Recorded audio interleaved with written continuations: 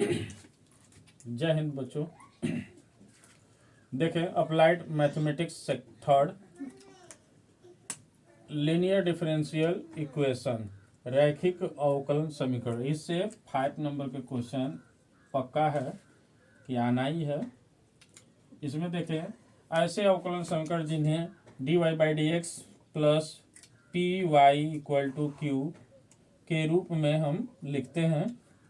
जाने यहाँ p और q क्या है, ये p और q क्या है, तो ये इसे हम अचर पद मानते हैं या इसे हम x के फलन मानते हैं। x के फलन का मीन्स ये हुआ कि हम मान लेते हैं कि p इक्वल टू 1/x के फॉर्म में, यानी x चर वेरिएबल हो, ये स्वतंत्र चर वेरिएबल हो, स्वतंत्र चर हो ये p का, या x³ - 3 जैसे x का यानी स्वतंत्र चर के रूप में वेरिएबल, तो हम कह सकते हैं कि x का वेरिएबल, x स्वतंत्र चर है, इसका वेरिएबल यानी स्वतंत्र चर का फंक्शन, स्वतंत्र चर का फंक्शन q है और ये स्वतंत्र चर का फंक्शन p है, यानी x और ये भी x का फलन है, ये भी x का फलन है, ये हम कह सकते हैं कुल मिला के। तो y में प्रथम कोटि का फर्स्ट ऑर्डर के रैखिक समीकरण कहते हैं। इसी को y में प्रथम कोटि का रैखिक समीकरण कहलाता है। क्योंकि इसको हल करने का रूल ये है कि इसे हम क्या करते हैं, समाकलन गुणांक या समाकलन गुणांक कहें या समाकलन गुणनखंड कह लें, समाकलन गुणनखंड कह लें, समाकलन गुणनखंड जिसे हम IF कहते हैं। IF का मतलब होता है इंटरगेटिंग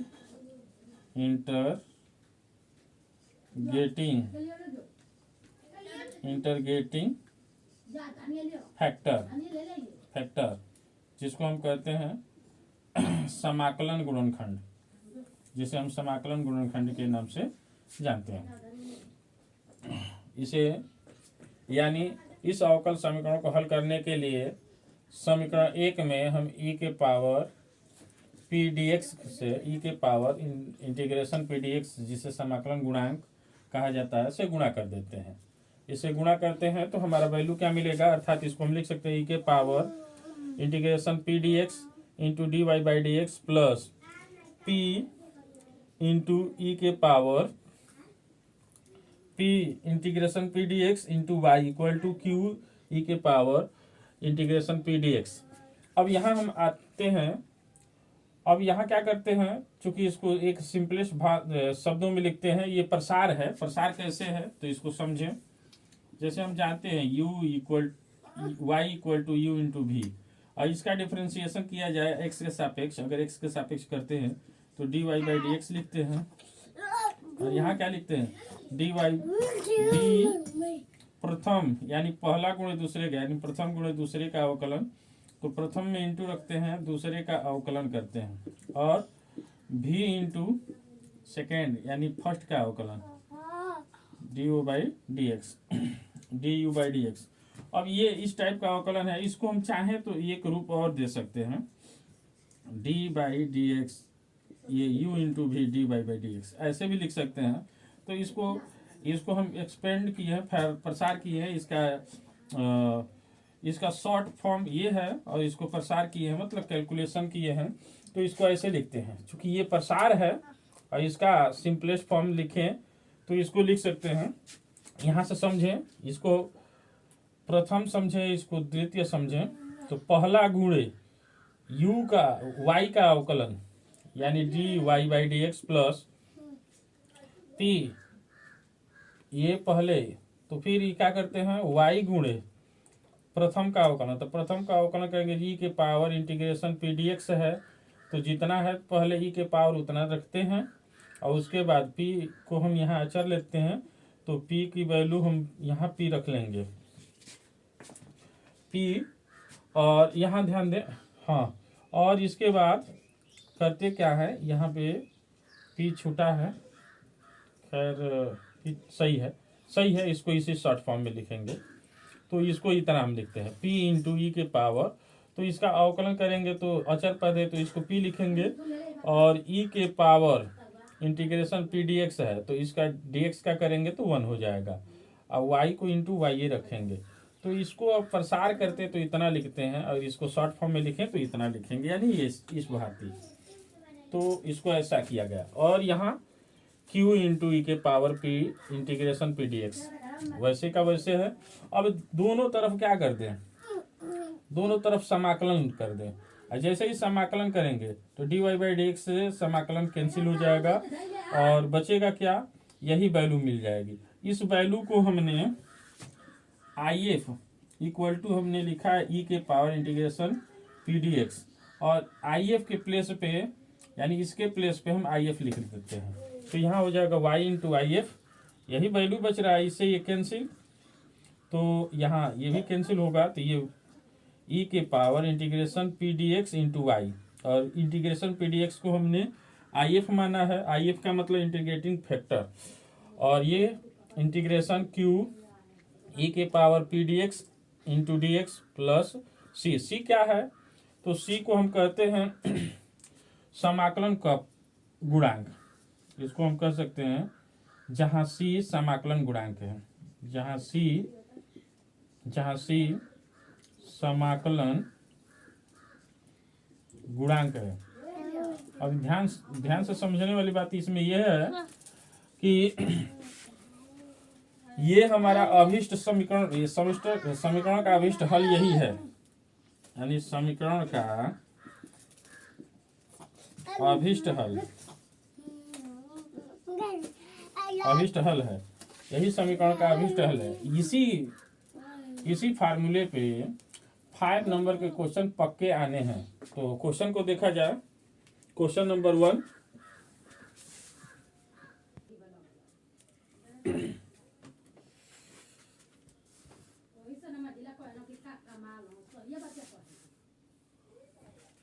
चलो ध्यान दें, क्वेश्चन देखें पहला, क्वेश्चन नंबर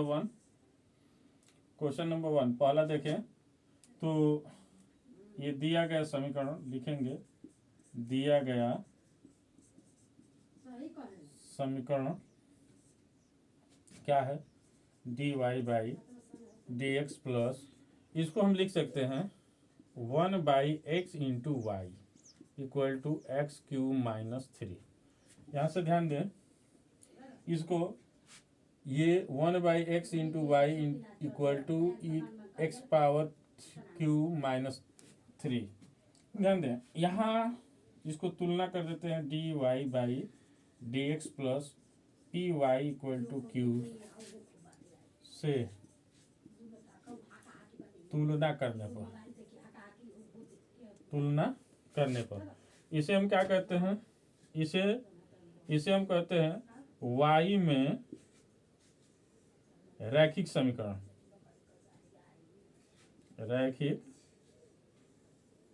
समीकरण, ये 1 बाई एक्स जो है, ये जो है y के रैखिक समीकरण है, यानी ये y में रैखिक समीकरण है। तो इसको हम क्या कर सकते हैं भाई, dy by d x plus p y equal to q से तुलना करने पर, तो जब तुलना करेंगे तो यहाँ p की वैल्यू है 1 बाई एक्स, ध्यान दें ये p के प्लेस पे देखा जाए तो 1 बाई एक्स है, और q के प्लेस पे देखा जाए तो एक्स क्यू माइनस 3 है, x के फंक्शन है, ये भी x के फंक्शन है। अब यहाँ क्या करना है, तो सबसे पहले फार्मूला क्या होता है, तो y equal to I F equal to integration q into ई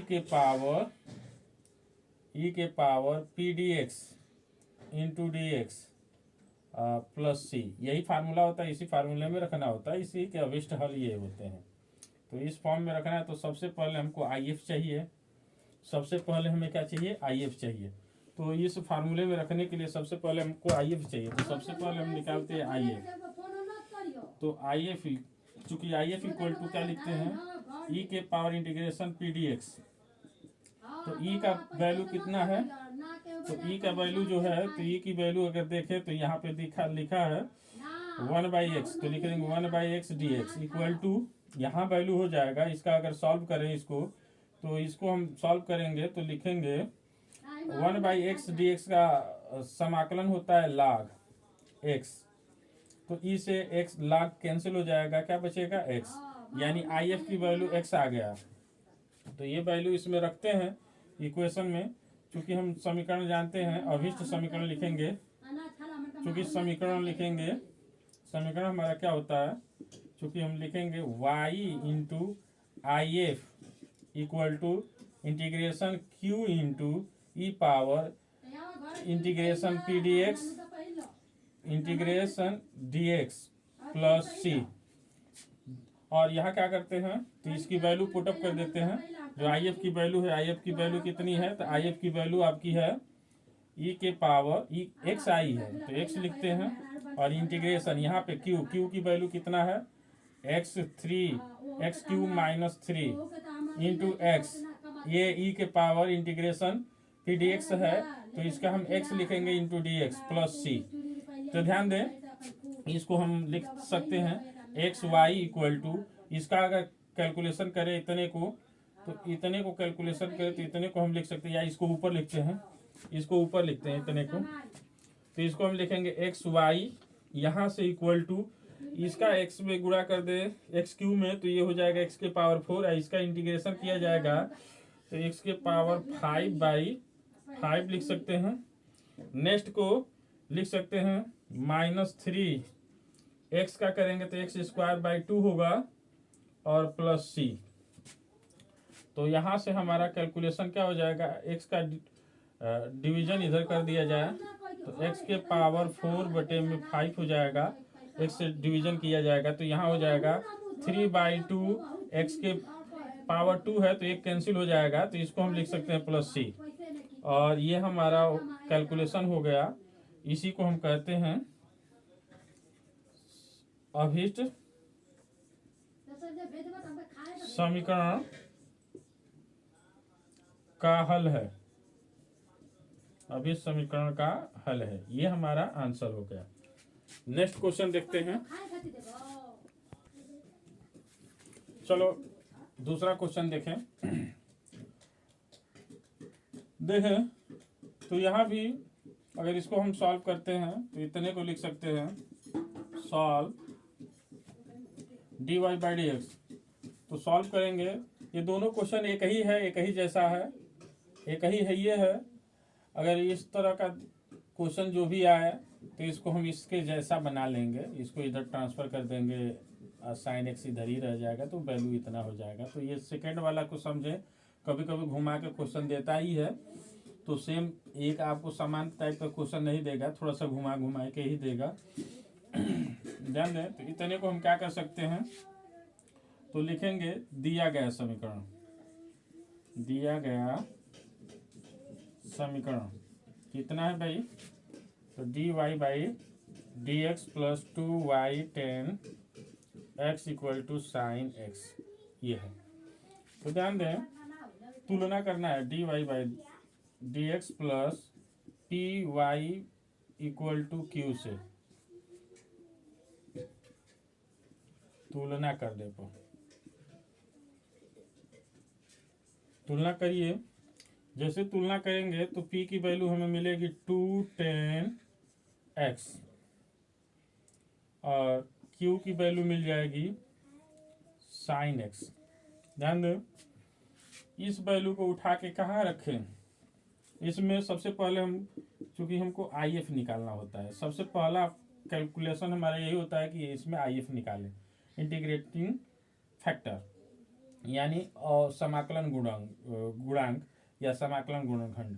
तो ये कितना होता है, तो ई के power integration p d x, ये इंटीग्रेशन पी डी एक्स निकालें तो हम देख रहे हैं कि यहाँ पे 10 दिया हुआ है, तो 2 कॉमन कर लें, यहाँ पे ई के पावर 2 कॉमन करके यहाँ लिख दें 10x dx। अब ध्यान दें 10 dx, अब देखें इसको हम क्या कर सकते हैं, इतने को, तो इसका समाकलन करेंगे, तो इसका समाकलन क्या होता है वो जाने। तो 10x का समाकलन सेक स्क्वायर एक्स होता है।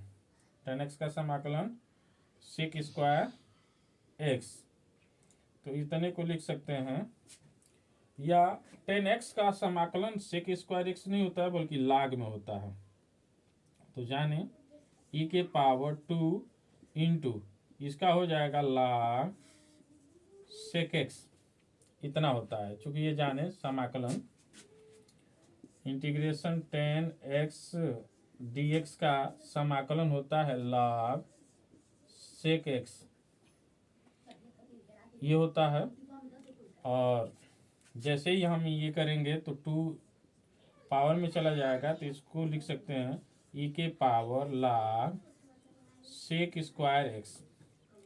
तो e से log कैंसिल होगा, तो यहाँ हो जाएगा sec स्क्वायर x। चूँकि कुछ फार्मूले में बता दूँ, फार्मूला बताना ज़रूरी है, क्योंकि फार्मूले के बगैर हम कोई भी क्वेश्चन सॉल्व नहीं कर पाएंगे। यहाँ फार्मूले कुछ जाने, e के पावर log fx हो तो e से log कैंसिल हो जाता है और यहाँ fx बच जाता है। ध्यान दें, दूसरी बात इसमें ये कि एक और देख ले इस टाइप के, अगर e के पावर 2 log x हो तो इसको हम लिखते हैं e पावर log और 2x पे चला जाता है, x का स्क्वायर हो जाएगा, तो इससे ये कैंसिल, आंसर x स्क्वायर मिलेगा। इसी टाइप से एक और समझ लेते हैं। e के पावर माइनस में कोई वैल्यू ले लेते हैं, log x हो तो इतने को लिख सकते हैं e power log x power -1, तो इतने को हम लिख सकते हैं, इसे ये कैंसिल तो 1/x। यानी ये छोटे छोटे थोड़ी मैटर है, इनको समझना है कि इतने को इतना लिखते हैं, तो इतने को हम लिख सकते हैं सेक स्क्वायर एक्स, क्योंकि ये से log कैंसिल हो जाएगा, सेक स्क्वायर एक्स ये वैल्यू बच जाएगी। अब ये जो वैल्यू बच गई तो पूरा मान यहाँ करते हैं। नेक्स्ट इसमें तो हम जानते हैं अभिष्ट क्या होगा, तो अभिष्ट मान ही हो जाएगा। अभिष्ट मान क्या निकलेगा, तो हम लिख सकते हैं y into I F equal to कितना लिख लेते हैं, y f q e power p d x plus c, यही फार्मूला है, इसी पे रखते हैं। y को y रखेंगे जस्ट जैसे का वैसे। आई एफ की वैल्यू कितना आया है, sec square x equal to, यहाँ देखें q का वैल्यू कितना है, साइन एक्स है, साइन एक्स लिखें, इंटीग्रेशन कर दें, e के पावर कितनी वैल्यू आई है, sec square x d x plus c. ध्यान दें ये आई एफ की वैल्यू है सेक स्क्वायर एक्स, इसको यहाँ रखते हैं, कैलकुलेशन कर देते हैं। इधर का कैलकुलेशन नहीं करना है, वैसे का वैसे ही रखना है। और यहाँ कैलकुलेशन करेंगे तो ये हो जाएगा कास अपान में होगा, सेक अपान में होगा, कास बनेगा 10 बनेगा, यानी एक बन जाएगा 10x और एक बन जाएगा sec x d x plus c. चूँकि इतने को हम कर सकते हैं, 10x सेक एक्स का होता है सेक एक्स प्लस सी। अब देखें 10x इंटू सेक एक्स की इंटीग्रेशन करें तो सेक एक्स होता है, तो यहाँ से हमें मिल जाएगा, इधर का मैं मिटा दे रहा हूँ, तो